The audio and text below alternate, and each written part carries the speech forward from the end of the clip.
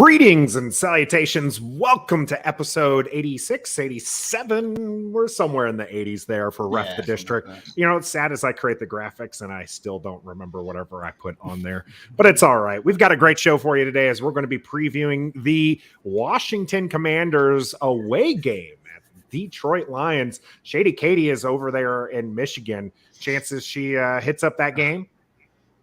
Burgundy and gold, probably even lower than zero on that. She's a low key Commanders fan, so she might. She absolutely is. Of course, I'm here. I'm Nathan Perry. We got Trev down there on the bottom and the Stoner here as well.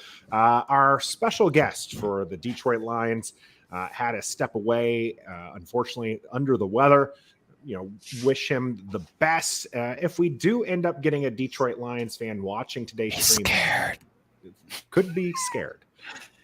Scared. I would be scared too. But if you're a Detroit Lions fan, we can go ahead and have you jump on. Just make sure you message us, and then we'll get you there. Yeah, DMV Mess Hall already calling out Micro Mike here. Got scared of the offense and isn't going to join us. No, he is under the weather. So there we go. We got Grand Zier 12. Hi, fellas. Here from Micro Mike Army smashed a hole. I tell you what, if you want to take his place. Grandizer, if you want to take his place, Micro Mike had a call out sick. So again, we wish him the best. But if you want to take his place, you just let us know. Hit us up in at Ref the District on Twitter. We'll send you the link and you can join us for the game. On the warm up, we're going to be kind of closing the lid on the rest of the game against the Jaguars. I know the guys love it when I say it that way. And then for the post game, of course, we're going to be making our game predictions for the game against the Lions. And the game is the game against the Lions, mostly on the Lions side of the ball there. So just let us know here. Washington Commanders Declassified Podcast. Shout out to my guys there. Great content that they create. Freshly sponsored by Manscaped. Ooh, look at that. Scene. So good there. Wash his hands. So there's there's something to be said there. We already got some good questions coming in here. We got Joshua saying, what about the Commanders defense? And DMV Mess Hall coming up right afterwards. No one is scared about the Commanders defense. That's true. That's fair. Yo, don't bring Grandizer in here. Look at that. Look what he said. Don't bring him in here. Oh, no. I want the smoke, right? You say it all the time, Trev. Bring the smoke. Yeah. We welcome all smoke. Look, 8 interceptions in one game. Bring it. Like I said, Grandizer, go ahead and DM us on Twitter. He said just kidding. Oh, come on, Grandizer. We would love you there. So, Joshua, yes, we do need to beef up the D. That was one thing. Let's start off with that for the game. Again, closing the lid on the previous game here. The defense was something that we talked about a little bit concerning, and Josh was talking here in the chat right now, needing to beef up the D. What was your overall thoughts on the defense that Washington provided against a team that doesn't really have a true wide receiver one?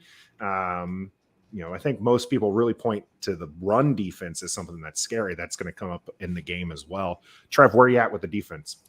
I don't like the way some of our players were schemed.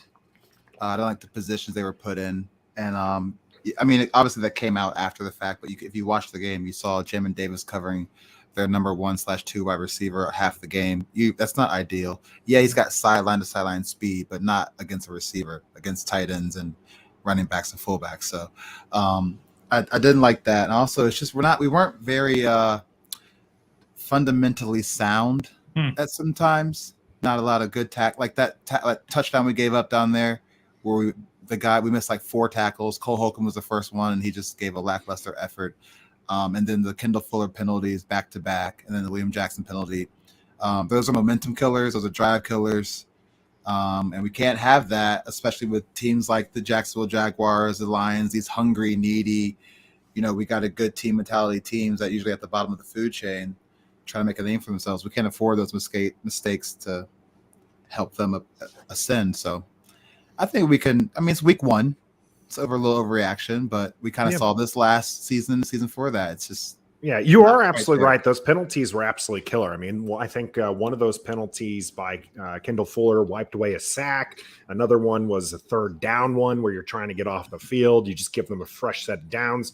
You really can't afford those. Those are almost as backbreaking as turnovers. And they're spot fouls. So like wherever that happens, that's one of them was a spot foul. One of them was a 5 yards and first down, but the other one was a spot foul, which yeah, you're right. They've completely just moved them up, and even if they don't score, like because they didn't necessarily score on each of those, you still don't want to see those. Stoner, how about you on the defense? Because I've got something very positive to say about the defense. Yeah, actually, I was going to go opposite. I was not as down on them as other people are. I mean, if Washington was playing Patrick Mahomes would have carved them up with all those open guys. We've seen a lot of the film that's come out. All these guys that we follow who put out film are showing guys running wide open for Jacksonville. But because of pressure or because it's Trevor Lawrence and it's not Patrick Mahomes, then they were not connecting on a lot of those plays.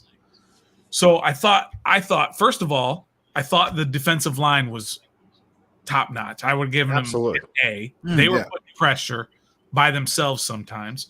Number two, I believe Washington had the third most blitzes for any team for the entire week. So Del Rio was doing stuff. He wasn't just sitting there. And number three, I thought you only gave up 22 points. If you only give up 22 points a week, you are going to win a lot of games. But the chances, the opportunities for Jacksonville were there. They just didn't cash in on them. But again, we don't have to play Patrick Mahomes, Josh Allen, Justin Herbert, on and on that we've talked about ad nauseum here on our show. We are playing Trevor Lawrence, Jared Goff, Davis Mills, Justin Fields, and so on and so forth. So you're going to have more opportunities to blitz and force them to either make mistakes or not complete what they're trying to do. So I was actually overall fairly positive on the defense. Yeah, I mean, I understand how through the course of the game, and you see these penalties, you see guys wide open, you see these missed throws. I mean, the one to ETN in the end zone that was just thrown, the one ETN dropped for another touch on a fourth down, I believe that was. Yeah, it was a fourth down drop. There was a lot of that, and you're just going, man, our defense was terrible. I didn't think they were terrible. No, I wouldn't give them a high grade, but you're absolutely right. That defensive line pressured Lawrence more often than not, really. I mean, it wasn't quite 51%, but I mean, they were getting after there. And Keim talked with Jonathan Allen. They felt better because they were operating at, four rushing as one rather than doing a lot of one-on-ones. So, I feel like the coaching that they're getting now that Sam Mills is gone, they have Ryan Kerrigan. They're doing a lot of stuff that they're working. Got that fresh cut. Tanner had to get a haircut. Hair's getting a little out of regs there. But yeah, they were doing some good rushing. I want to give a shout out here also the First String Podcast. What's good, my guys? Make sure you check out them as well. And Grandizer, we appreciate it. Hitting that like button, showing the support. Make sure that everybody hits that likes button. Subscribe to the channel. Cost you nothing, and we always appreciate the Stoner. Why is the off subject, the head of your ref the district guy back there blue, and it looks like the ref the district is in blue? It's it's the light reflection. Oh, okay. Yeah, right. Just the computer screen. Okay. Yeah, no, he's not changing sides. I was like, wait a minute. You got to remember where he's originally from, right? This is that we're talking to a Michigan State fan. So I've been to plenty of Lions games. Life, in some other life, he could have been a Lions fan. Yeah. I really wasn't, but I did go to a lot of games. But this was back in Cowboys fan, Lions fan. Yeah. Next week he'll be an Eagles fan. Next week, and then we'll find out the story about when he was an Eagles fan. Could have been a Jaguars fan if they were there when I was there, but that was before. I still don't know how I'm saying it different than you guys, but it doesn't matter. We're gonna move Jaguars. You say Jaguars. Yeah, it's a Jaguar. Same difference. No. All right, let's move off of the defense. So Stoner, you and I were, low key good with the defense. Trev definitely has some concerns. Yeah. What about the offensive side of the ball? Stoner, you were talking about missed opportunities that the Jacksonville had. What about some of the missed opportunities that Washington had? I thought you did say Stoner. Sorry. Yeah. Yeah, I mean, we did have a lot of opportunities, but I thought we cashed in on a lot of opportunities. But I've said this every week, or I've said this a lot. I don't say it every week.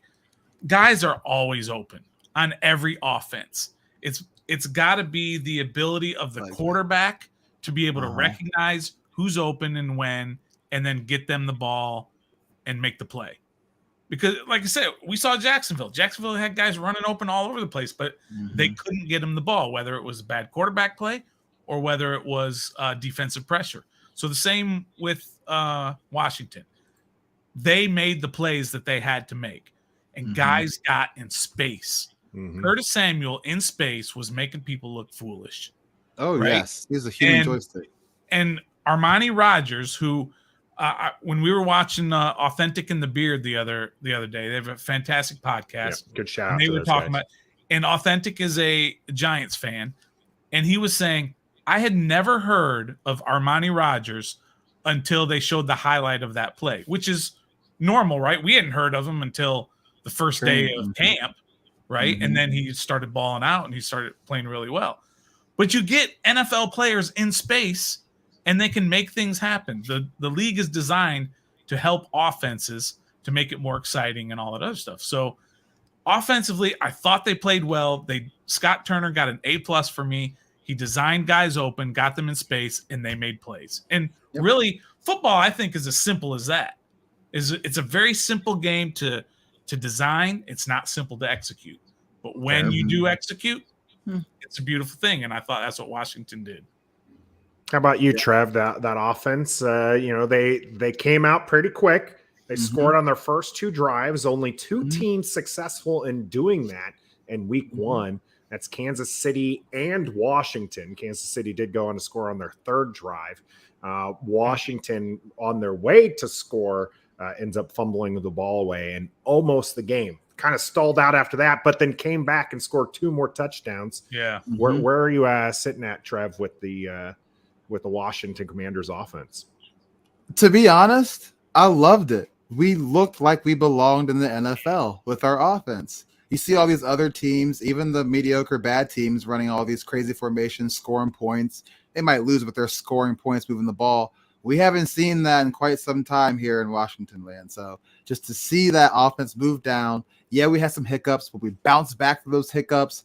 The game was exciting. Like, we looked like an NFL team for once, and it was so good to see. Our quarterback stood in the pocket and took so many beatings. I mean, he had a grass stain on his jersey, like I guess after the 3rd throw or something like that. Like, I mean, he's just hung in there tough, made the throws, competent throws, zip on the ball, deep balls, accurate throws. Like, he was efficient. He was efficient until the 2 turnovers, but like, I can live with that. You know what I'm saying? Like, we scored and then he threw 2 picks, and I didn't think we'd come back, honestly, but we did. But like, I can kind of live with that rather than, we know what's going to happen before we even run the first play with Taylor Heineke, with Alex Smith, with former quarterbacks. You already knew what the outcome was going to be. Here comes a 3 and out, like after the first 2 plays. But with us, we got a first that we scored. Like, we're an NFL team now. Yeah, I mean, and you know what else, and all the stuff that goes along with that. You had a fairly full stadium. You had a majority of Washington fans over the opposing team. And I don't care. You can say they're Jacksonville and they don't travel, whatever, right? It felt, whether you were there or whether you were watching, it felt like we were normal again. Yep. It wasn't like we were outcast that we felt. No. For years. Who knows if it'll last, right? But at least for one game, everything was just right. It was like just right. It was like us watching the 4:00 games because we just took that already known predetermined L, and now we're watching exciting 4:00 games between 2 weak teams. Or whatever. So, and we were part of that in the early window. So it's just lovely to see. And it can only get better, guys. I hope Scott Turner can be in his bag now because he has a quarterback to execute what he's been trying to put on the field for I don't know how long since it's been here. And Yeah. look how we're raving over a 4 wide receiver set. A diamond says what Dan Orlovsky that called it. diamond set. By the way, was we got amazing. Dan Orlovsky talking about our offense after the first game. When the hell does that happen? Like it's starting to feel like we belong in the NFL now, and I'm loving the offense. So we got to be careful though. One game. What? It is Just one game. It is. But you're right. It is just but- one game. I'm just saying, man. But we got Yam here. The best thing, yes, it is only one game against Jacksonville, but the mistakes and turnovers didn't kill the team. That's right. Mhm. We still had a chance to win in the final minutes and then did. did. Right. And that's actually what I said to Andy with the Bunker Down podcast. They were looking for one thing, and I was like, this team was able to overcome 3 turnovers. Yeah. You just don't see that. You know, they Now, did get Defoe got that interception to seal the game, but I mean, they were 3 under on the turnover differential going into that drive and looking like they could potentially just outright win the game, and then they did with a turnover. So what do you think that is for? Why do you think that's the reason that we didn't count ourselves out after having 3 turnovers? I always go Carson Wentz. Well, I mean, it goes back to leadership. Yeah, whether it's Carson Wentz / Ron Rivera / whatever, you know, the people who are in charge who put the right mindset within the entire locker room. So it could be Terry, it could be John Allen, you know, it could be the guys inside the locker room. But there was a belief, and they were down. Were they down 10? Were they 8. Down in that fourth quarter? 8. And in the fourth quarter, 22-14. Yep. Yeah, they were okay. So they were down base almost 2 scores. After 19 unanswered points. Yeah. But then they went down and scored, made it 22-20, right? Mm-hmm. So did not get the 2-point conversion. I don't even remember that play at all. The failed 2-point conversion. I don't remember. And then they give the ball to Jacksonville, and you're leaving it up to your defense in the fourth quarter with about 8 minutes left, whatever it was. And how many times have we seen this defense just let them go right down the field and either run out the clock or score a touchdown? That's what I'm saying. Didn't. They stopped them. And then how many times have we seen our offense with a chance to win the game throw away? That's what I'm saying. Like, do you think it's because all the right things? We have a quarterback who's been there in those situations before? That's part of it. And he's just exuberating all that juice to us. And that time, you know, yeah. I think that's because last year that happened. Taylor was like, he'd throw a pick. We'd be like, oh, well, that's the game. Who plays at 4:00? We knew it was happening already. Right, but with Carson threw 2 picks, it was like, who cares? We're going to come back and win this game. Like, it's Carson Wentz. We did it. And Ron said that as well. He said the team, even after the second one, had some moxie. Gotta love the word. He probably asked Taylor if he could use that word first. Didn't count themselves out. And I think that it's not just the QB, but I think the mentality has really changed. You got a healthy Curtis Samuel. You got Logan Thomas back there on the sidelines. And I think that some of that experience is really helping out there. Now, not everybody's happy. Gregory here is very down. He's got 2 back-to-back comments that are pretty upset here. That's Jags true. left a lot on the field. Team with an actual QB, we would caught have some lost by breaks. 14. We caught some breaks, but I said this before. Jacksonville caught some breaks too. Washington left some out there. But that's football. You don't get those second chances. You got to go with what gives you. And Stoner, you like to say this all the time as well. You play the teams that are in front of you, right? That's so right. it's, Hello, you play to win the game. Play to win the game. You're not playing. We're not playing against Patrick Mahomes. We're playing against Trevor Lawrence. Very nice. Against Jacksonville, not the Bills, right? So we don't have to worry about those teams right now. We have to worry about the teams that are in front of us. The team in front of us right now. Any given Sunday. Lions, and we'll be talking about that. And I know you want to transition real quick, but at the end of the year, let's just say they go 12-5, and everybody says, "Oh, well, you played Jacksonville and Detroit, and they're NFL teams." And I would say, I don't care. We're in the playoffs, and once you get into the dance, anybody can win. It can happen. I've called them this, right? I said that I think they're going to be a double-digit win team, but they're going to be the paper tiger. All their wins are going to be against teams that aren't good, and their losses are going to become against teams that are bad. but it's not going to matter. You make it in the playoffs. That's how you're going to develop. That's how you're going to get there. Shout out to Command this podcast in the chat. Yes, I was trying to transition to the game as we're going to move on and start talking about the Detroit Lions and how the Commander is going to line up against them. All that's coming up here on The Game. The Game is brought to you by Pacers Running Stores. Pacers has 6 stores in Northern Virginia and D.C. For the best running footwear, apparel, and gear, just stop by or schedule a virtual fitting with the best running experts in the business. Pacers Running exists to help as many people as possible through running. For every run, it's Pacers Running. All right, welcome back to The Game. We are going to be talking about the Detroit Lions.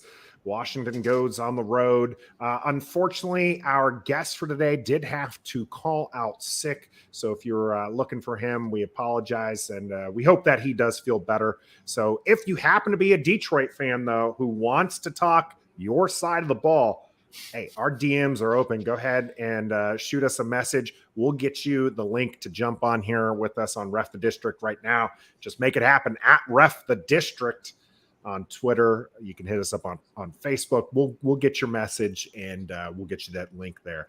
Shady Katie, here's the question. Was Detroit Philadelphia close because Detroit is getting good or Philadelphia is getting bad? And what does that mean for yous guys? What does that mean for yins, as our friends up north would say? For the record, I'm just going to put this here before you two answer, okay? Philadelphia is the media darling. Sure. They're the number 1 pick to win the NFC East. Dallas might give them some fits in that for the media presence, but especially now that Dak Prescott is going to be missing some time, I'm fairly certain most media members are going to be picking Philadelphia to win this. So is Philadelphia just not that good, or is Detroit actually starting to turn the corner?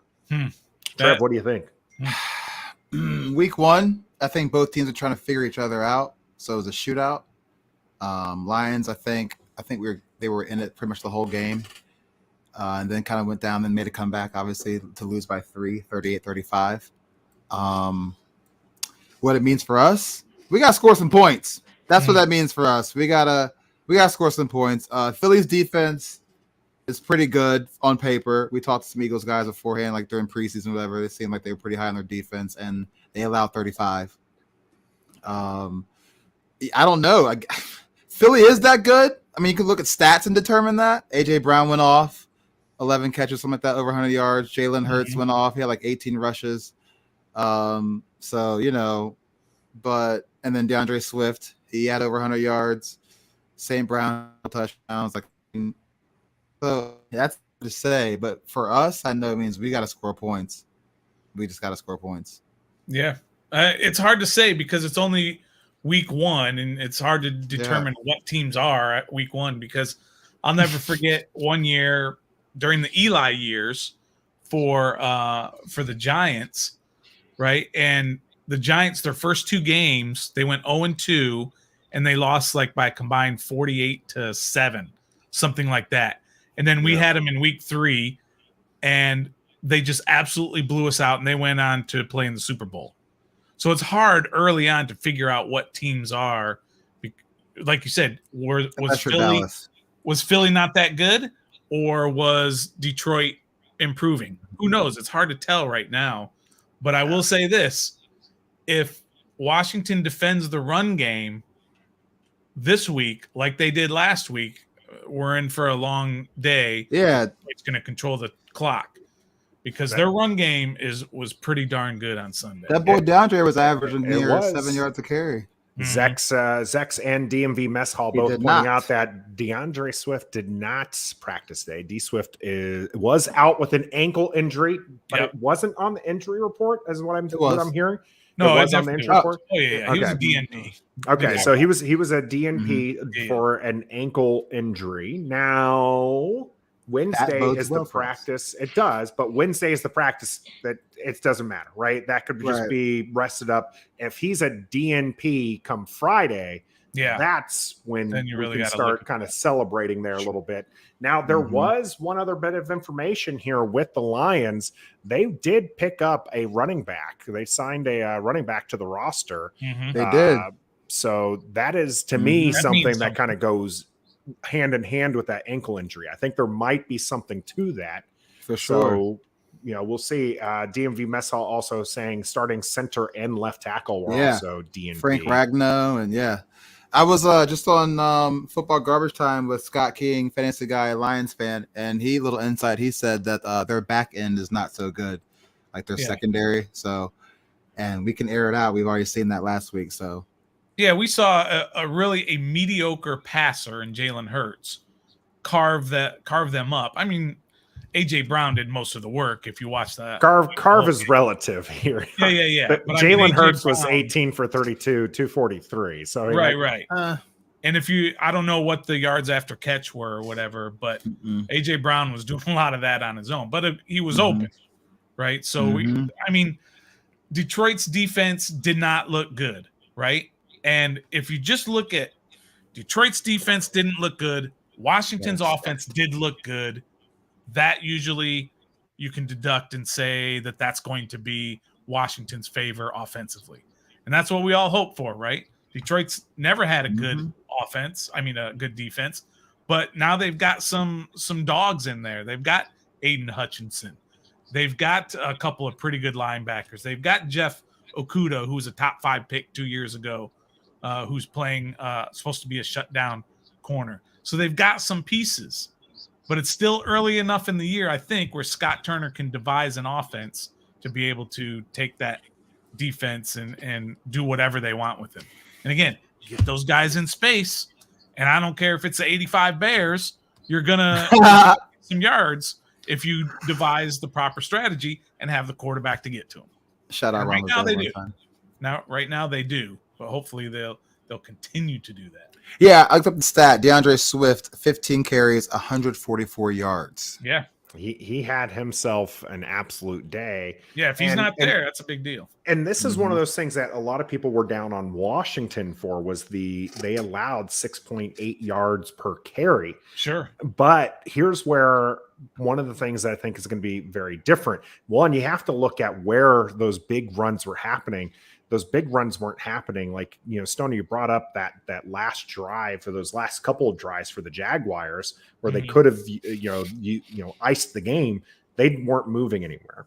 No. I do think that this run defense is a lot better than what it showed in week 1. And I don't anticipate them giving up that kind of yards per carry. I'm not saying that they're going to hold Detroit to under 200 yards rushing or something like that. I'm just saying that you're not going to see as many big gashes, I think, coming up in this game against Detroit. So I'm not as concerned on that. Now, I do think that this defense can't be completely trusted, and there's going to be some offensive talent there from the Lions on that side of the ball. But overall, I wouldn't expect Swift, even if he is healthy, to recreate 15 carries for 144 yards.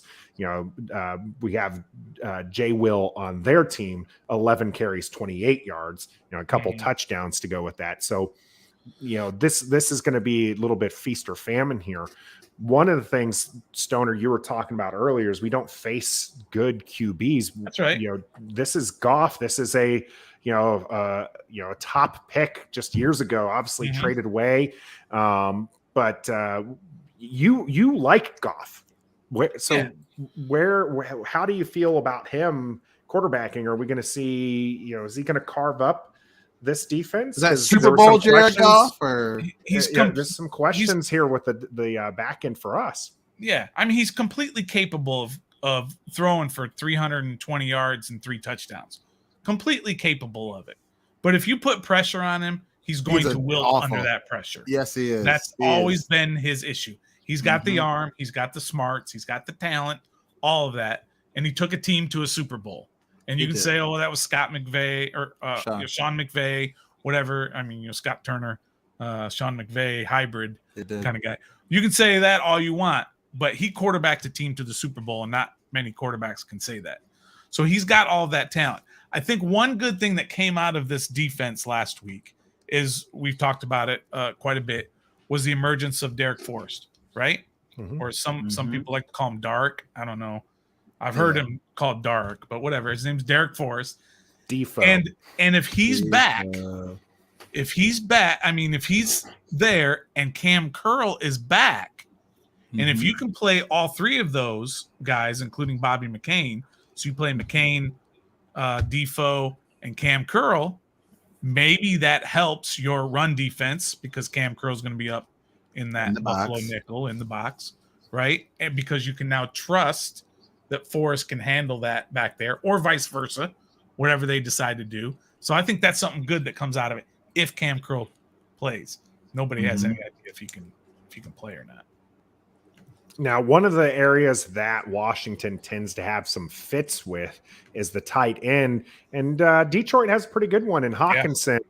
Trev, is there some concern there, Hawkinson getting loose against our linebackers? No, because that's what our linebackers are built to do. We got Jamin Davis for that reason. So maybe we'll actually, when he's covering somebody that he's supposed to be covering, we might get to see him use his skill set that he's supposed to be showing that he hasn't yet. So I think that's great that they have a competent tight end that gives Jamin Davis, some more focus. They don't have to worry about scheming him on a Christian Kirk or somebody like that, like last game. So, but I like TJ Hawkinson, tight end university. He's pretty good. I don't know if he's like all pro or anything like that, but he's just Pro Bowler last year. Is he a Pro Bowler? Okay. Yeah, he's very good. So other than Swift and Hawkinson, I think we'll be okay. But yeah, that should bode better for our linebackers because they actually can cover somebody they're normally covering. So we'll see that. I'm a man-to-man defense kind of guy. Like if it was up to me, I hate playing zone so much. Yeah, I would put Willie Jack on Amon-Ra St. Brown. I believe that's his name. Sorry. Mm-hmm. I would put Jamin Davis one-on-one with Hawkinson. Yep. I would put Kendall Fuller one-on-one with DJ Chark. Is he their other receiver? Chark. Right. I like him. So that's what I would do. Pretty exciting to watch. But I'm not the coach. I'm just sitting here running my mouth about the team. Right? They do tend to play a little bit more zone. Maybe not the strength for some of them, like Jackson's do those guys known scare as a man you? Corner. Does Amon-Ra St. Brown and DJ Chark and TJ Hawkinson and Jared Goff, does that scare you? No, but our defense and our team, based on history, like a Josh Allen, Stephon Diggs, but we can't afford to look at them like that. We got to look at them as if they are Josh Allen, as if they are Patrick Mahomes. Because if we go in there saying, "Oh, they're the Lions," like they're on Hard Knocks, what they do? Everybody on Hard Knocks has a bad year. Well, they put up 35 week 1. I was about to say, they might 35. Not scare you, Stoner, but they put up 35 points, and they sold out. Defense people are pretty happy with. Standing room only. Is it going to be standing room only this week when probably you lose? You're 0-1 now. Really? Probably. You really think so? Yeah, because they're favored to win this game. So like, oh hell yeah, we're going to this game. We're picked to win. We got to go to this game, and it's not going to end that way. Sorry, Detroit. That is actually a good point to bring up right now. Detroit favored for the first time in 24 seasons, right? 24 games. Yeah. Yeah, against the Commanders, they are favored. What do you think about that, Stoner? You're a bit of a better stat. You're a betting man. Yeah, and we haven't beaten them since 2008. But go ahead, Stoner. Yeah, well, 2008 there, I think. Yeah, in Detroit. That's a long time. Yeah, but we don't play them every year though. No, but still, you're right. That's fair. That's almost 15 years ago. But here's what I'll tell you. By the time game time rolls around, I believe Washington will be favored. I think that line will flip to Washington being a 1.5 point favorite because there's zero reason to put your line that unless what you want to get a bunch of people to start putting money on Detroit or on Washington, right? Mm-hmm. And which is going to flip the line. I think that's what's going to happen, but we'll see. So I don't know. Can you still say that if by game time the numbers reverse? Can you say that because they were favored at 1 point during the week? I don't know. I'm just kind of asking a rhetorical question. Yeah. So by the time it comes around, I think Washington is going to be favored. All right. Well, we'll see. We'll have some betting lines coming up here in the cool down.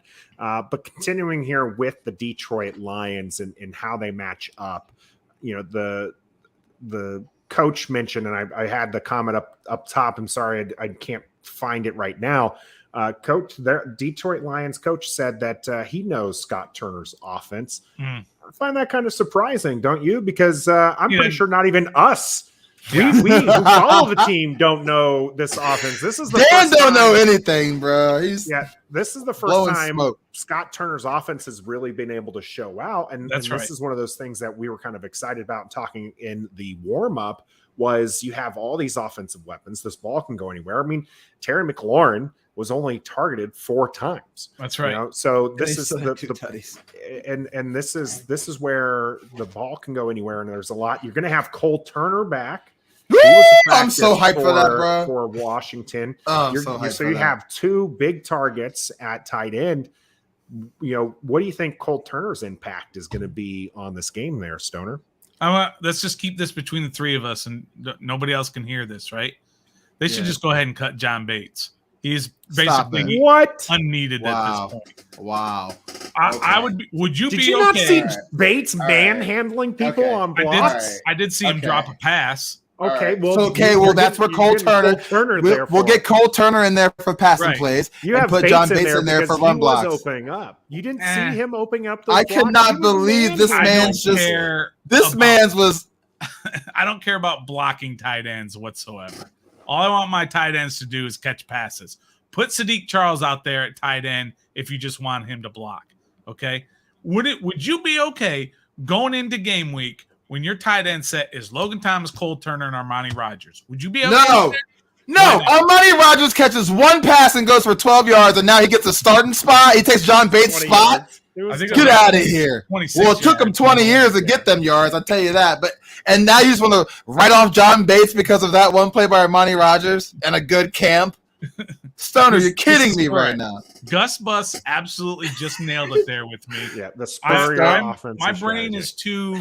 I watched all those years of Spurrier at Florida when he didn't care about linemen. He didn't care about tight ends. All he wanted is a bunch of weapons and just get a quarterback to just sling the ball out there. And what'd that get him?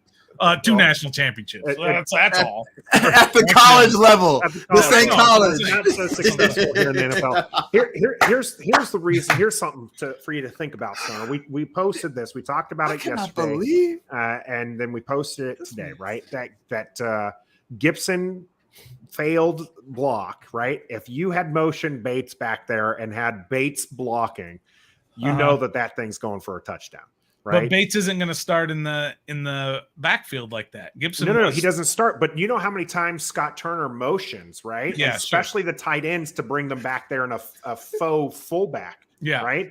Bring him back there. He's probably blocking that first guy and going down and grabbing the next guy too. Yeah, that's why you have Bates. We also had Gus Bus appropriately pointing out that when Brian Robinson comes back, you're going to want Bates because he's just going to keep opening up holes. Unbelievable. Okay, I mean, look, that's obviously like a little bit of shtick, right? It's kind of like a little bit of shtick, but I don't like John Bates as a receiver. And I know last year he had a couple of plays, but you're talking about Armani Rogers is slow. John Bates looks like he's plotting. I don't know, he's plotting is the word. Ox in molasses. I just totally made that up. He's a Treyu. There's an 80s throwback. Yeah, I mean he filled in nicely, capably last year. I know was never a Bates guy. Sorry.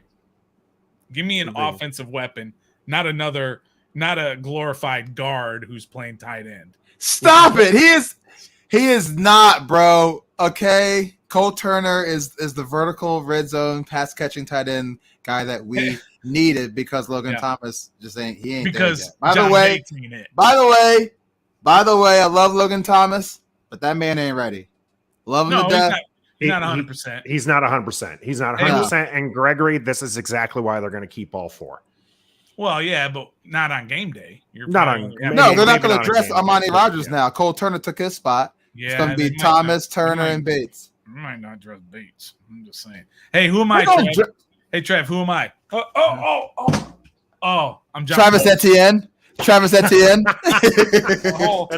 what you get there, Stoner. That's what, Travis absolutely what Etienne. you get here. Last year when John Bates was making all those crucial catches, what were you saying?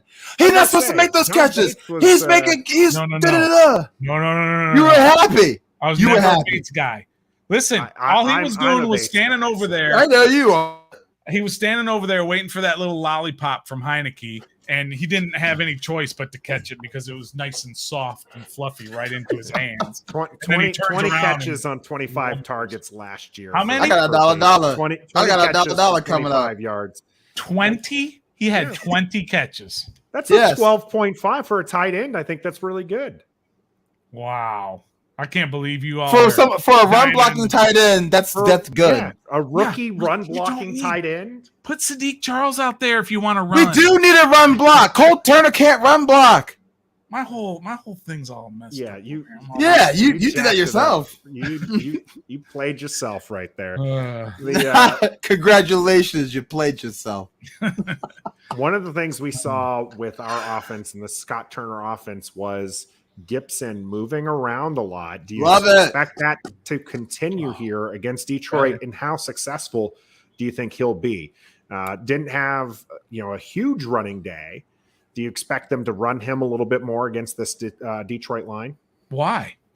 Do the exact same thing you just did, not necessarily exact same plays and all that other, but do the exact same strategy of, again, get Gibson out in space and let him do what he does best.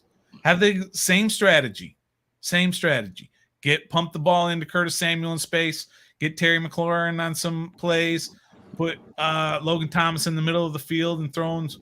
Do the exact same thing you did, and you're going to be successful against Detroit. I promise you that.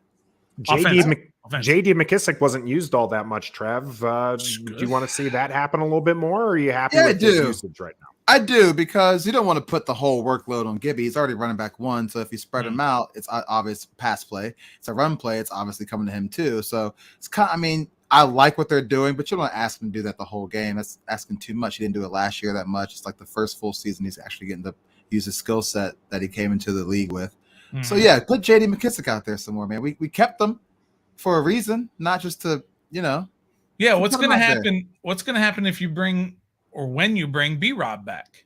It's going to be a three-headed monster, running back by committee, I believe. I really think so. I think we should do that. I think if B-Rob comes back, you'll start to see Gibby more in the wide receiver role than taking on those running back one roles, I think. I think he'll still be running back one, but I think B-Rob will get a slight more looks at the running back position than Gibson does. Can you believe that though? That Brian Robinson is out there doing agility drills, and that's very impressive. I just want to know, did the bullet penetrate? Did it graze? I just want to know that, because this man went through his knee and missed everything. God, I don't know how that happens, but he must got we're all but happy air that it happened. And space and opportunity in that knee, because for the bullet to pass through that, probably at close proximity as we can gather from the carjacking attempt. So that's nuts. You're gonna come out and ball out. Comeback player of the year. We talked about a dark cloud over the organization. That day there was a ray of sunshine. I'm telling you. Yes, it was. It was right on that knee. Yes, it was. The a couple of comments in here. JD comes out from Zex. JD comes out when we're trailing normally. You do see him often in a third down situation. He is absolutely a better blocker than Gibson. So you want to see him out there in those regards. But there was a lot of times where he was being flanked out. He just wasn't being targeted, but you have to account for him. You cannot, you cannot just leave him open. And he kept his feet. Shout out to the OGs of the DMV. We love these guys. They're great. People forgot that Gibby was a problem. I didn't. In fact, I don't think so. People were writing him off because of those fumbles, and I've stuck with him 100%. And my bold prediction, if you guys remember, was that Antonio Gibson was going to be the most productive of the three backs.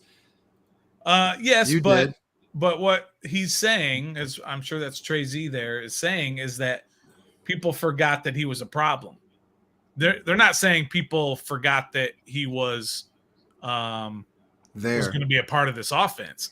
They just forgot he was and I don't think people forgot he was a problem. They just didn't trust him. His fumbling was the problem. His fumbling was the problem. Right. Everyone knew his talent. I mean, I predicted last year that he was going to be a Pro Bowler. Mm-hmm. And he wasn't, but he ran for 1,000 yards and had quite a bit of passing. But yeah, he's going to be a problem if he doesn't fumble. The second he fumbles, he's just not going to see the field again for a while. Nah, he won't. Yeah. He might not, but it will be something. Caleb here, do you think when B-Rob comes back, Gibson will take over Samuel's role we've seen versus the Jags?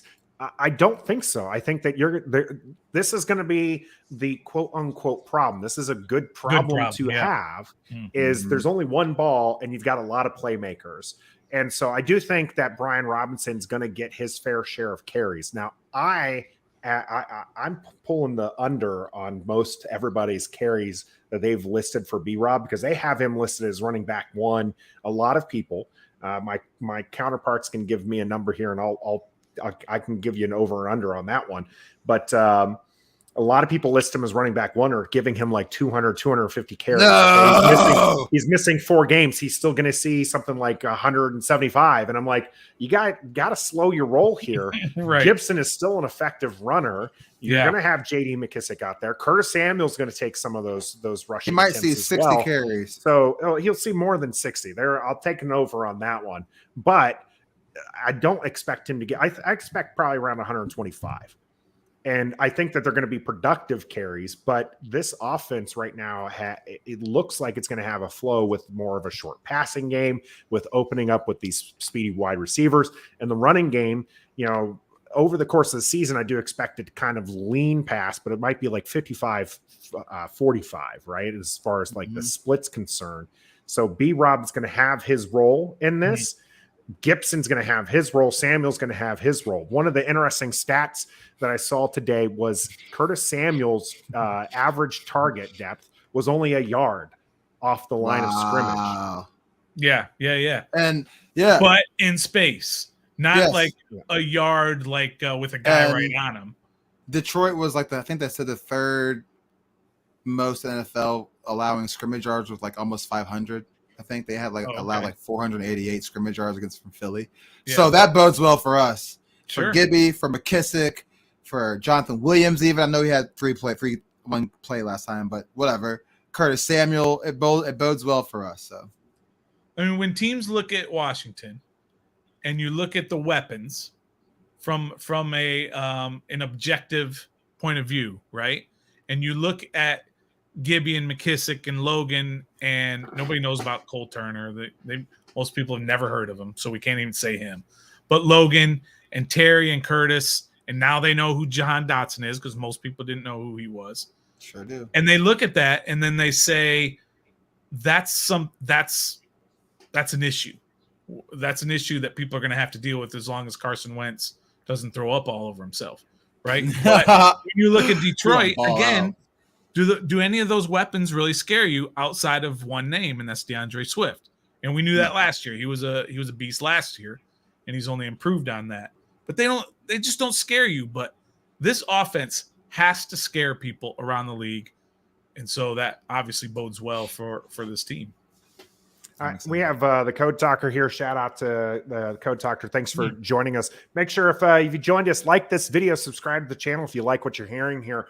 Code Talker says, prediction for you guys, the offense is going to morph pending on the defenses that we play. One game might be more geared towards passing, and the other may be geared more towards power running. Do you think Scott Turner has that in him to kind of morph it based off of the matchups that we're seeing, or do you think that we're going to kind of see the same offense and it's up to the defense of the opposing team to actually stop us? I think we're going to see all different kinds of things with this offense, and we're not going to be predictable. We're not going to be predictable at all. We have the weaponry that the ball can go anywhere, so let's do that. Let's not just let's keep them on their toes every week. Keep us fans on our toes every week. Yeah. Would you be opposed to let's just say, I'm not going to name names because you guys will get mad, but let's say some of our outside weapons get hurt, right? And so would you be opposed to lining up 2 tight end sets with this Bates guy or whatever. You're going to put 2 tight ends. You're going to put Cole Turner and Logan Thomas. No. I'm saying this. That's my point. Not Cole Turner and Logan, but Logan and Bates, and then having Robinson back there and Gibson and doing a power offense, which they did a lot last year, right? When they had injuries. The driving, the long drives, methodical drives. Yeah. Would you be opposed to that if you're going up against a team that does well against the pass? No, you would be okay with that because you're happy with the offensive line and what they've been doing. You're happy with power running, hopefully, that we're expecting from Brian Robinson. You're happy with, a couple of tight end screens to some guy named John Bates. So things like that, I think you'll be okay with that if you have to. Where the hell did this gruntledness of John Bates come about? Like all of a sudden, just oozing out of you today. Like we're gonna get shout out Paulie here real quick. He knows what's up. Shout out Paulie. What the hell is wrong with you? Why are you doing this all of a sudden? What did he do to you? Don't give me an all of a sudden, Trev. You go back to the tape. This is the most John Bates. This is the most John Bates slander I've ever heard. Calling Logan Thomas decidedly mediocre. Yeah, what the heck? What's going on, Stoner? Okay. Well, let me ask you this, Trev. Let me ask you this. If they're so happy with John Bates, why did they draft a tight end in the 5th round? Why did they sign two undrafted free agents that made the roster, right? If they're so happy with Bates, why did they do all of that at tight end last year? Because they needed better. They know he's not. They know what he is. We didn't have what he is. We didn't have that on the team already. So we went and got someone like him. I was about to say, better than him. Well, hold on here. And then we went and got pass catching ones, right? The ones that the one they let go. My guy, Samus Reyes, the one they let go was the blocking tight end, right? The ones that they kept, Curtis Hodges, Armani Rogers, these are moved tight ends. This is different Cole Turner, right? So they wanted look, you know who they're replacing? Logan Thomas is hurt, dude. Bates. They're going to be the replacement for Logan Thomas, and they're the replacement for Ricky Seals-Jones, who you two absolutely loved. He had a hell of a catch. He had a hell of a catch. He did. That's great. But I mean, it's not exactly like he's lighting the world on fire. That's why they got that. Right. Bingo. Wait, what did he just say, Nathan? What did he just say? What? He's a terrible blocker. Jones was a terrible blocker. So why did we have John Bates? Because he's a good blocker. There we go. Right. I'm not denying that he's a good blocker. We're not going to ask him to pass catch anymore. I don't give a rat's ass if he's a good blocker. Put Sadiq Charles out there as your extra lineman if you want him to block so well. Right? The tight end. This is 2022. The tight end's job is to block passes. No, it's not. They block. Bro, they block. You go back and watch all them Gronkowski tapes. You tell me if he blocked or not. You go back and watch Travis Kelce, see if he blocks or not. And he's the best tight end in the game. Right now he is. Good of a blocker. He's a pass catcher. He's going to the Hall of Fame because okay, so we have a pass catcher in Logan Thomas and Cole Turner, and we have a run block. We're fine. We're loaded. You don't need two. We're great. Yes, you do. Who catches passes? Cole Turner and Logan. Yes. Logan Thomas he's hurt. Of course we need another one. He's hurt. And Bates caught 20 passes last year. All right. You're talking, Stoner, you always get on people for talking about those, you brought those the end of the roster guys. I just want to point out that John Bates is like the 20th receiving option for this team. Right? You have a whole list of receivers there. Even when they line him out on the field, I guarantee you he's probably never option one. Right? Okay. No, he's gonna be he's gonna be your 4th or 5th option on that particular play. How about let it go, Stoner. I got to compromise. Uh-oh. Oh boy. It's simple. It's a simple I love that, Nathan. Me and Nathan are like, all right. Simple compromise. Let's see if you all come with me on this. All right. Okay. All right. I don't know if you're gonna do this year. Maybe in the off season, you'll have to wait to do it or whatever. Okay. Change his number. To Bates to 79.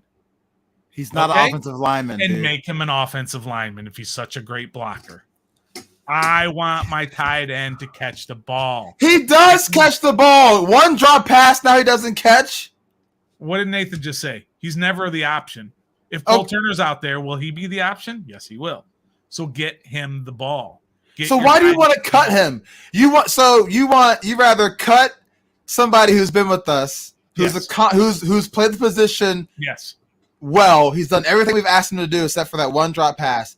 Yes. You rather get rid of him in case Logan goes down, he can't finish the season. So now we have Cole Turner, Armani Rogers. I'm gonna call up Curtis Hodges, and hell, let's go get Samus Reyes too. Let's bring the whole band back together. He's a blocker. Is that what you really want to do? Yeah, he's a blocker. There we go. Doug with the facts here. Tight end is part of that play deception, the blocker that can slip out and catch. And he's done that, Stoner. He finds space. That's actually one of the things I found impressive with Bates from last year was that he found space. Now we have some speedier guys to find that space. Yes. So it is what it is there. Blocker who defense has to account for. Absolutely. Let's move off the tight end talk real quick. Let's go ahead and get our score predictions in here. Let us know. I saw a couple earlier. You might have to retype those out because you guys have been very active in the chat. We always love that. I'm trying to show as many as we can and have some fun with the ones and talk about some of those questions and comments that you're putting in there. But right now, let's get your game predictions in there. Stoner, I'm going to start with you, so you can't try to reverse mojo anybody. Okay, that's fair. Good decision there. I feel. I'll be honest. Maybe I'm getting Ashburn. I feel really, really good about this game. Me too. Because I feel good about the offense, and because the Lions are the Lions, they always suck. Yep. So why should this year be any different? Their offense doesn't scare me. Their defense doesn't scare me. Just because we saw them on Hard Knocks and we can name 15 of their players this year, where last year we could have named 2 of them, that means nothing. They're the Lions. They're the same old Lions. So I think this offense is going to play well. So I'm going to go 30-20 for Washington. Fair enough. Last time Detroit was favored in a game, they lost 20-0. So not unprecedented for them to go there. Going to show some of these here. Doug, 38-19 Commanders. Al Capone, what's up, Al Capone? Thanks for joining us. 48-17. Oh man, we would absolutely, I'm assuming this for the good guys here. But we would absolutely lose our mind if that's the case. Paulie with 31-17. Hail to the W. Love to see that. Wait, how does he do it? Like this? No, it's this. No. I don't know. No, I think it's like the two middle ones. Yeah, just a simple W. Hail to the W. I'm so white. I'm sorry. Are you right-handed? Yeah. Oh, use your right hand and do it. Is that right? What do I do? Drop your thumb down. There you go. Yeah, it's a Let's W. go. There you go. See how much easier it is? Yeah. Paulie. How does he know how to make a W? He's not a '90s kid, is what it is. If you're a '90s kid, I feel like you know how to make a W with your hand there. Gus Bus Commanders 34-13. Gregory going against the flow of traffic here. 24-23 Lions. Gregory's not happy with the team. He's man, you guys are getting these in too fast. Zex, 27-13 Washington. Rockman with a 41 burger. 24 Washington winning that one. Shady Katie going with the Lions as well. 31-28. Go Bengals. Yeah, she's just sour because her QB is going to miss some time. Metaphor with a 40 burger. 40-24. Good guys. Caleb, 35-21, Washington. Everybody is picking these big numbers here. Big time offensive output, says Roger. We destroy them 44-19. Wow. Love it. I'm telling you, we absolutely lose our minds. We might as well have a parade if that happens. DMV Mess Hall, a closer game, but still picking the Commanders on this one, 30-28. See how we go here. The Commanders Stitches 42-31. OGs 24-10. Gonna always assume we're picking the good guys when you don't put there. Yam with a close game as well. 28-24 Commanders.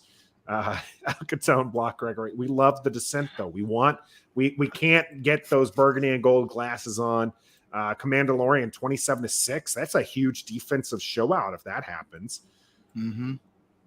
Commanders favored by 2.5. What's the over under? I think right now, as I believe the Detroit's favored by 2.5. I'll pull it up here in a moment, or Trev, if you can. But I believe Detroit, that was the big talk. First time that Detroit's been favored in some 20 some odd games there. Pull up the over under as well. I'm interested in that one because we're picking some high scores. Trev, while you're looking that up, I'm going to go ahead and give my prediction. All right.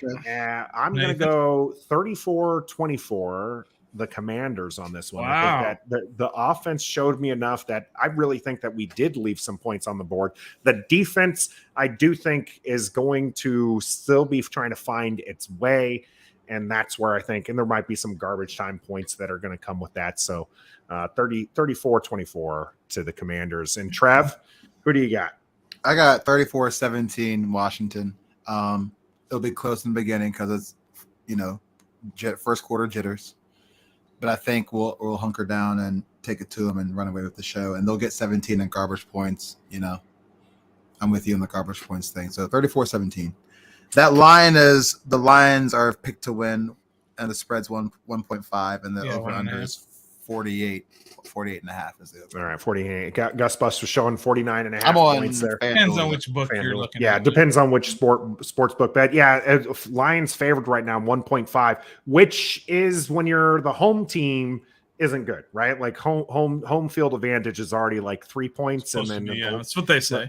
Yeah. So the 1.5 is pretty sketch there. Metaphor also looking at whichever sports book is putting it there. But 49 and a half. I think all of us are pretty much smashing that over. Which tells me it's probably going to be a low one. This is a good point. If Swift gets ruled out, plus I think money's going to come in on Washington because of that line. Mm-hmm. I think the line is going to flip. My prediction in the beginning was that it's going to flip by game time. Washington's going to be favored. Well, now that we got the game predictions in, we're going to move on to the cool down where we're going to do some game predictions. Get those ready for yourselves. Let us know what you think is going to happen during the actual game. Who's going to score the first touchdown? How many yards is Gibson going to get? All these things we want to hear about in the cool down coming up here on Ref the District.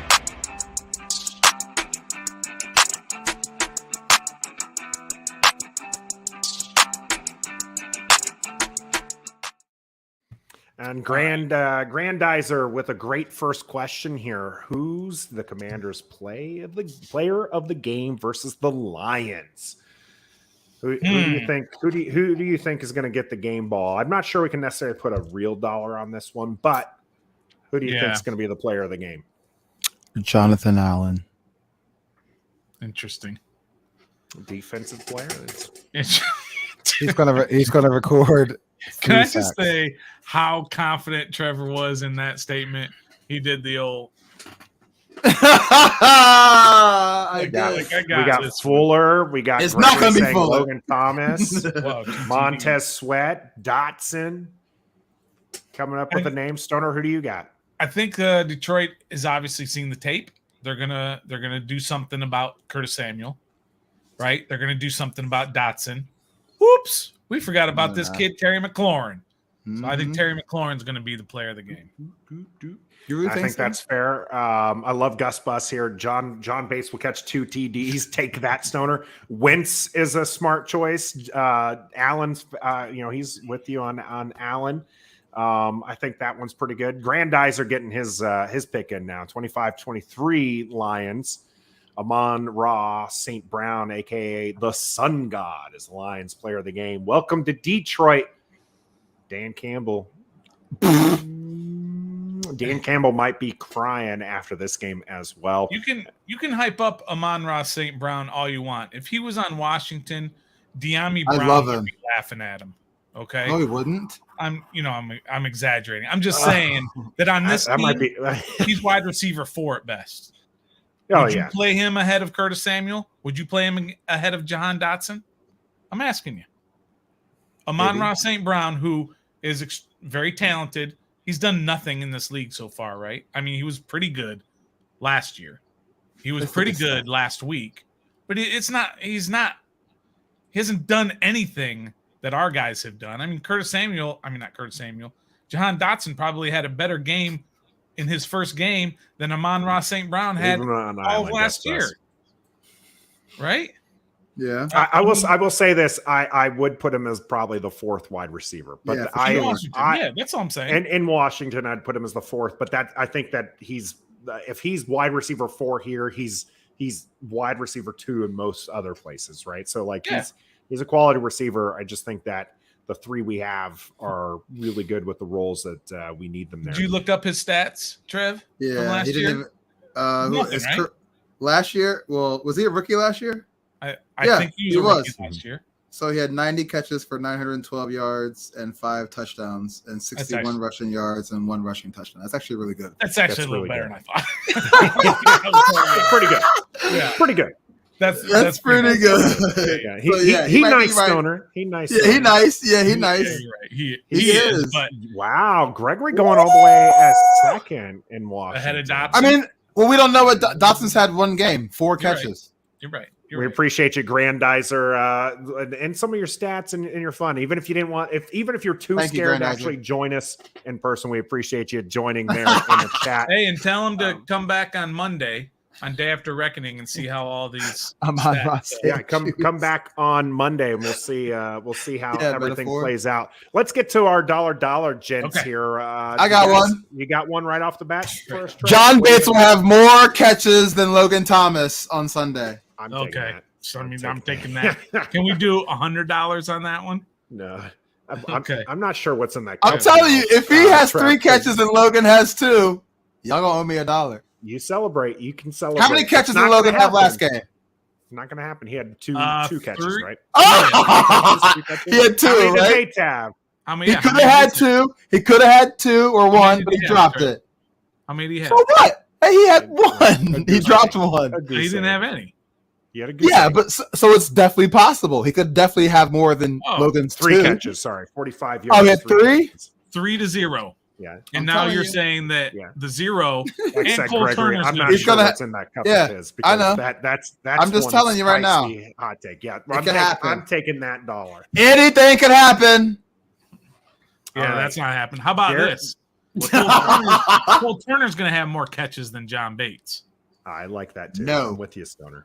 All right. I'm not. I'm going against that. He will not. Against that? They're easing him back in. You're at They're negative not gonna... $5 already, my man. Bro, it's a long season. All right. Okay. You're right. He came back at the end of Y'all the year. over there getting Ashburn on your own dollars after week 1. It's a long season. Guys crack me up. All right. Jared Goff only sacked the 1 time against the Philadelphia Eagles. I'm predicting that Washington gets to him 4 times. Ooh. And Jonathan Allen's going to have 3 of those. Hold on. Wait, I'm still writing down the last one. I can't keep up with it. 4 sacks. Let me know in the chat as Stoner's writing those. Yeah, do you agree with me that Washington's going to have at least 4 sacks? I agree with Nathan. me. All right, so Trev, yes. Stoner, no. No, because their offense is built on that. He didn't have only 1 sack. He was only sacked 1 time, not because he's like this mobile quarterback. It's because their offense is built on quick passes. Yep. So that's still not going to get to him 4 times. Washington 4 sacks. Trev, yes. At least 4 times. No. Ooh, I like this one from Zach's. Jammin Davis gets an interception. Yeah, that ain't happening. I'm not going to take that, but I like it. I like it, but I'm not going to take that one. Yeah, you can change that to Jamin gets an interception this year, and I'm going against it. So you're just talking about this. Gregory, one thing I'm very certain on here, as far as underestimating, we are predicting a win here. Yeah. Nothing comes easy for Washington. Or nothing comes easy for any NFL team, but especially unless you're the Chiefs. This is going to be this. I think it's going to be a very entertaining game. and there might be some excitement. We will be, of course, streaming it and giving play-by-play and commentary. So you're going to want to come out over there. Lions recover an onside kick from DM. I'm taking that one. I might go with him on that. You're going to go with them? You think there's going to be a time where they kick an onside kick? Detroit is notorious at getting behind early and bad, and then in the fourth quarter they come storming back. They do it all the time. Except for Sunday. And you got to do an onside kick if you need to. So and you're saying they're going to recover one? Oh, he didn't say recover. Oh, he did say recover. He did say recover. That's why I was just like, I'm definitely taking that dollar. I mean, I think that's like 12% is the. Yeah, I think it's even less. Than probably that. even less than that. Yeah. Yeah. Look at metaphor. Take it. Look at metaphors right here. Double. Ooh, that's ballsy. Ooh, I kind of like. All right, that. so let's. What was his stats last game? Oh, I think he had like 50 and 70. 50 rushing, 70 receiving in that area. Metaphor, that's double the production. That's doable. I mean, if he had over 50 on the ground and 70 in the air. I'm going to go the under on this one. I'm not going to. Trevor, you're going to be with metaphor on this one? Because if you do, spicy one. Trev. I mean, last year, how many running backs out of it? Don't talk him in out the entire NFL did that? Carson Wentz just made history on Sunday. He's the first quarterback to throw 304 touchdowns in a new team. Anything's possible. Of course, anything's possible. 72-58. I mean, that's not that bad. I like the word only. Only's doing a whole lot of work in this one here. Only is he can break two runs. Only needs 70 more. That's 4 more carries and 3 more and pass catches. While you're thinking about that bet, we got a couple other good ones that are coming in here. Meta, that's a good one. Detroit getting 2 running TDs. I'm with you on that, Katie. I believe it. Jamal Williams had 2 rushing touchdowns last game, right there at the goal line. And Swift had another rushing TD to add to. And our run defense is piss poor from game 1, so I can't believe I'm agreeing with the Cowboys fan on anything they say. So actually, I'm not going with that one. I'm going against it. I go against it. Okay, I will say that they get 2 running touchdowns. How did you just talk yourself to the opposite side of that, Trev? I'm not agreeing with anything that a Cowboys fan is saying against. She didn't pick us to win. She wants them to score 2 running touchdowns. Why would I pick anything a Dak-less, offensive-less, 3-point scoring? Being a bad word. Yeah.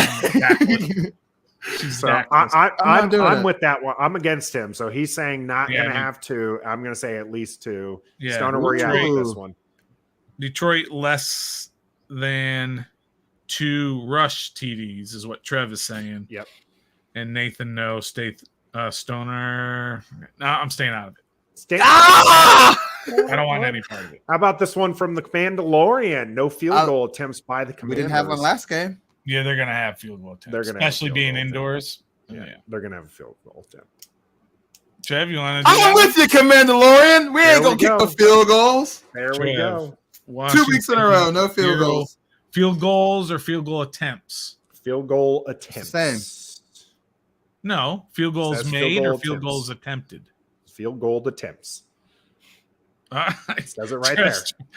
Nathan's trying to get the better deal. Says it right there. Field goal attempts. Field goal attempts. That's what he's saying.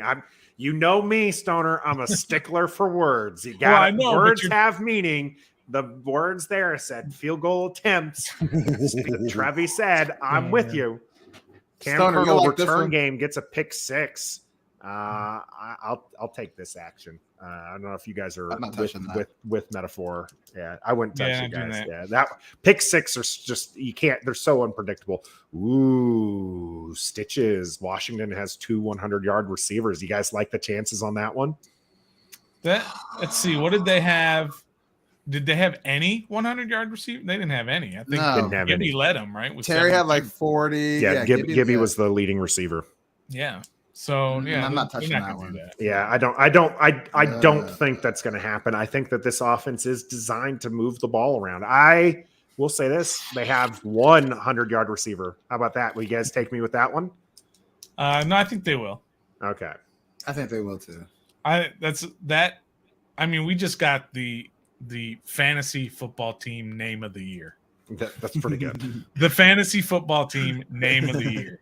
That is brilliant. Unsolicited deck picks. For our audio listeners, Shady Katie's fantasy team name is Unsolicited Dak. Well, which one? She's in like 5,000 different leagues, I heard. So like, you gotta get your shares all over the board there. We got a couple of personal bets here, or player bets rather. Montez Sweat, 2 sacks, 1 forced fumble. No. I mean, I'm not. I mean, that's a player of the week stat right there. That's pretty good. I'm going to stay away from that one. That's Derek Forrest numbers right there. At least for the 4 sacks. I'm not sure where they're going to come from there. How about this? Doug with defense forces 2 fumbles. That's not bad.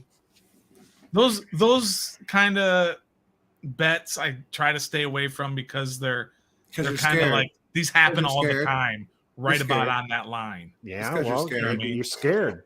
You're just scared, dude. Now this one's important. You guys telling me I'm scared? You guys didn't go either way. I got -5, bro. I'm not scared of nothing. He's got a point. Okay, he's got a point. This one says forced fumbles, right? This isn't recovered fumbles. No, didn't we have that argument last year? Didn't we have that same argument last year?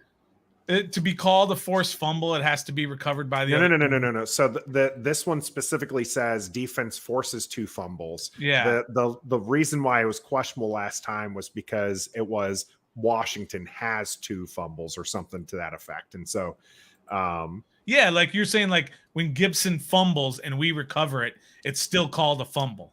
It's still a fumble, right? Hey, it's the same thing as the pump rule that you guys were debating about. Right. If you want to go there, so just asking. 3 TDs for Gibson. You guys like that one? That's pretty spicy. I'm not going to go that high for Gibson. You know what? I'll take that action. He'll get 2 rushing and a receiving. Okay, I'm going to go against him. Bro, what, bro? Stoner, you with me? Yeah, of course I'm with you. He's not getting 3 This game is set up for us because we were explosive last game. It's set up for us to not be explosive so much through the air on a worse passing defense. It's just set up that way. So we're going to run the ball and Gibby's going to get all the time. Look at this list. Look at this list. It's all Trev making the bets and Nathan and Stone are going against him. We'll make some bets. Right now, our listeners are making the bets. I love that. We're making bold predictions. Nathan, look at that one. Look at that one. Tressway throws a first down completion on a fake punt. Not happening. Would love to see some Tressway action in that regards. All right, I got a real one for you. You got a real one? Okay. It's not a bold prediction. Okay, how about Carson Wentz, multiple touchdowns and multiple picks? Okay, question. So it's got to be at multiple, least 2, and I was going to say at least 2 on the other side. I like multiple is like 3 I'm taking or that more. action. I don't think that he throws multiple picks back-to-back games. Oh, so you want that bet? Yep. Because you specifically said picks, right? Yeah. I said multiple. Yeah, multiple picks. Yeah, I wish I hadn't. I should have said multiple turnovers. Okay. I don't think I would have taken it if you said turnovers. But you said picks, my man. You said picks, and I'm going to take that one. And that's actually it. Multiple. I'll take it. TVs. It'll happen again. So you're with me. You're with Stoner. All right. I'm a little wolf on that one. Okay. I don't want it to happen, but it's going to happen. All right, look.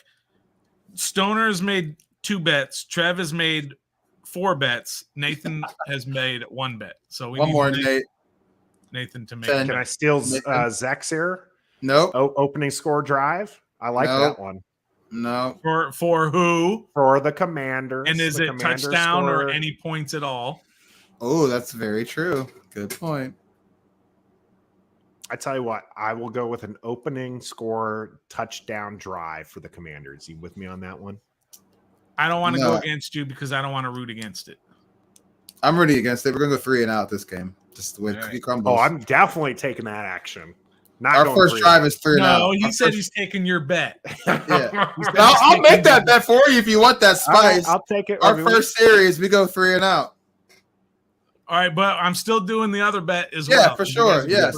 Do both. Yeah. Do both bets. Yeah, I we like got that. fair I enough. like Get in on Zach's, the thanks three and out for action. prompting that one. That one Yeah, was get on good. the 3 and out action, Stoner. All right, hold on, Come on with Nathan. First drive TD. No, was it? No, you're Yes, saying first. I'm saying that they score. will, and Trev's First- going against it, and then first Trev drive TD, specifically first drive TD. Where are you at with that one, Stoner? I'm staying out of that one. Of course you are.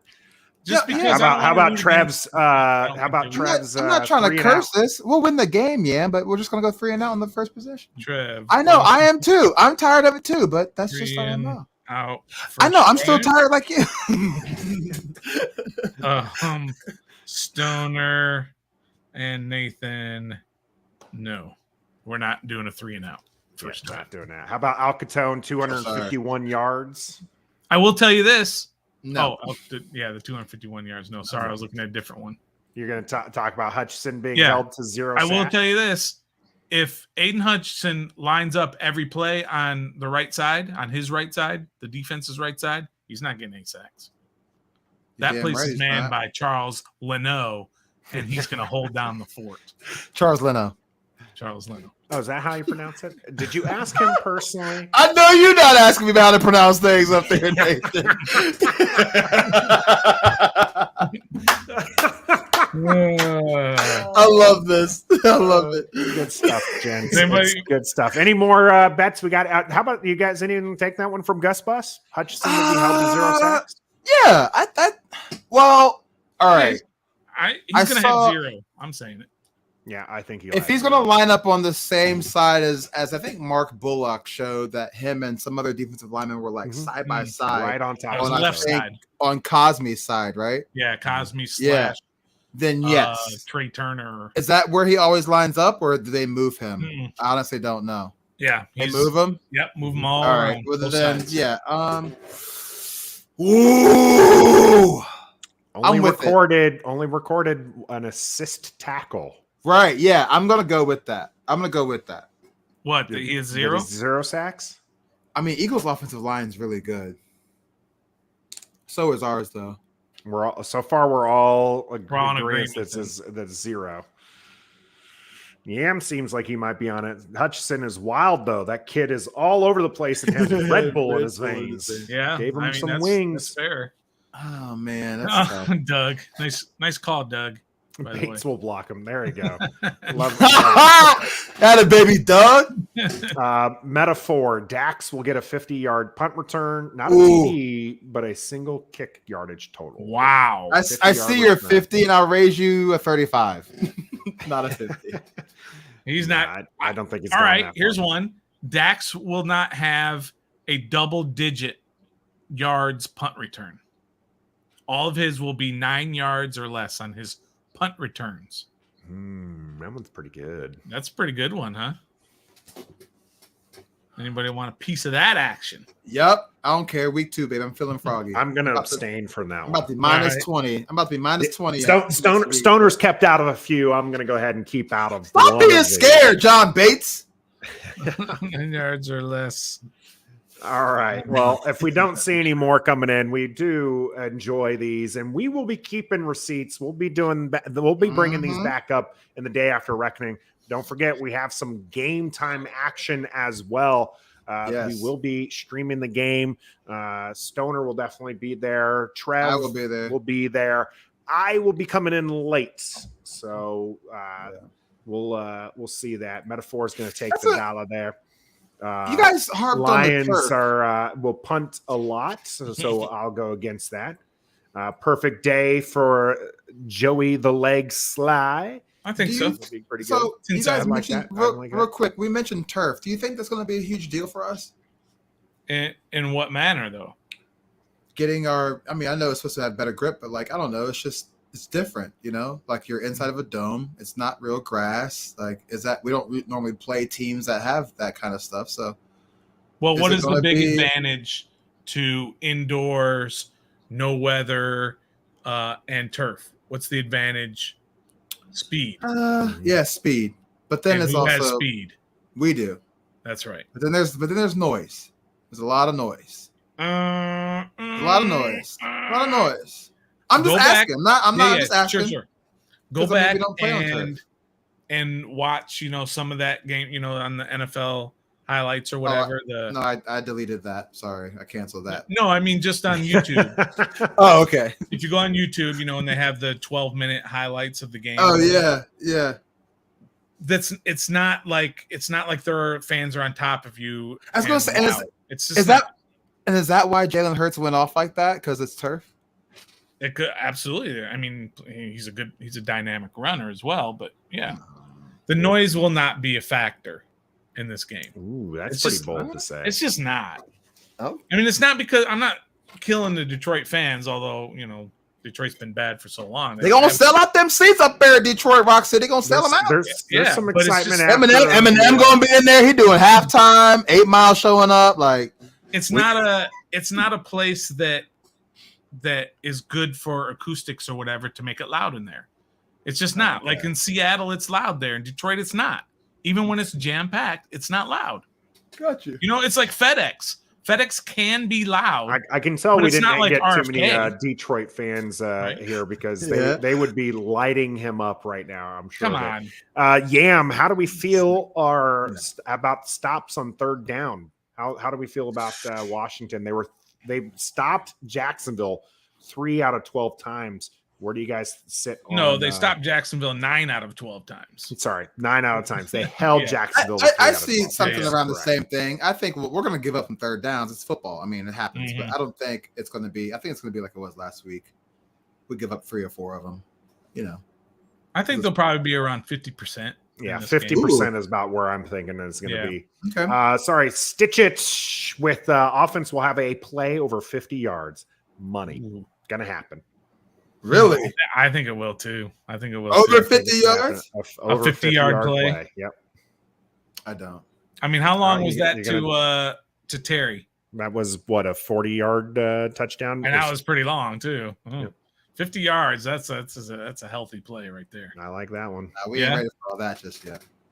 All right. I'm gonna put that down for Nathan. Oh,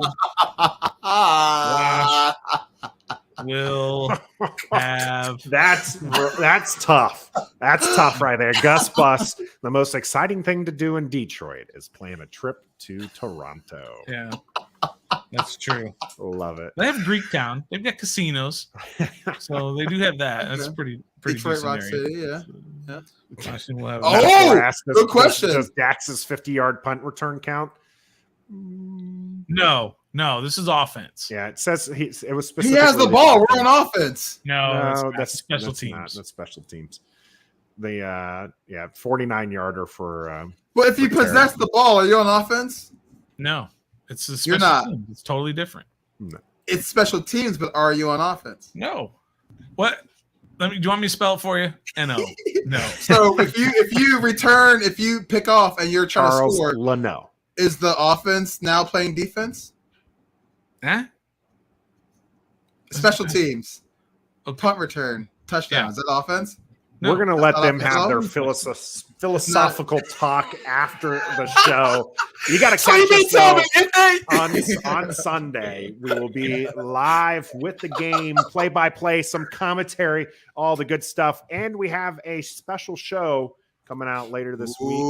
So tomorrow, actually, right? One. Friday.